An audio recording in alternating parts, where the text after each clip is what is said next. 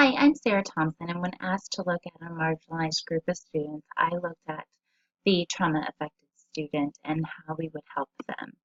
I live in Hutchinson, Kansas, and obviously looking at a report card, it's not the best of cities. I would never have rated it the way that this website did, but I understand there is a problem with crime and the amount of crime per people that live here, which we don't have a lot of murders or anything like that, but just dealing with petty theft and a lot of drugs. Our education system right now is troublesome because we are lacking teachers and positions are being filled by substitutes who are not appropriately trained. Our employment, we just don't have a lot of jobs aside from fast food and retail to offer families, and that is part of our issues with everything else with our city. I work at the Early Education Center. We are a 50-50 model. I have 50% students that have special education services and 50% who are here for just the preschool program. Looking at ethnicity, we are 82% white school, and this is basically Hutchinson. We are 80 to 90% white, and we just don't have very many Hispanic families. Actually, looking at our school data, only 1% of our families are Spanish speaking, so we don't have a whole lot of ethnic or race issues, and but we do, because of employment issues, we do have a lot of students who are on free and reduced lunch, very low income families, and I think this is also aligned with the trauma affected student. So when looking at trauma affected students, we have to look at their ACEs score, their childhood experiences.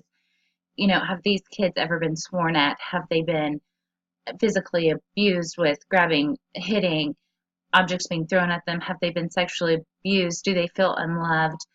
Do they just not have enough food to eat? Do they wear dirty clothes? Do they just feel like they're not protected?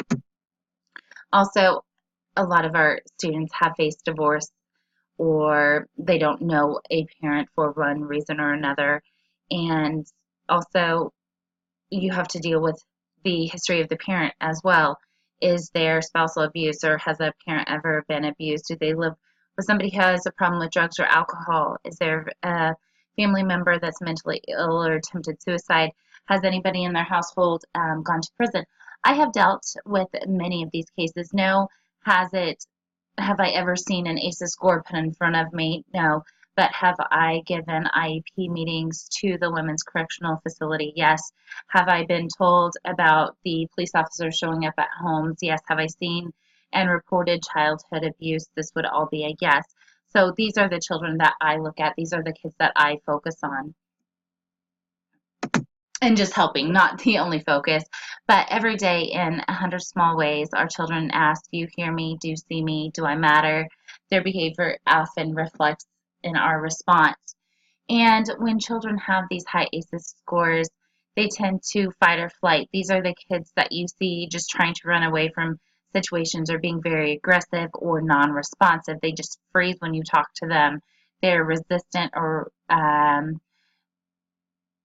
defiant. They're the ones that even at the age of 2 and 3 are throwing chairs and hitting or just not wanting to play. You know, they're the ones that might be screaming no in your face all the time. You might see these children constantly crying. You might see them just angry because the chronic stress can affect a child's ability to learn, grow, and affect their behavior and their brain development. So what can I do to help these children? What can I do to help these children that I teach here in Hutchinson, Kansas?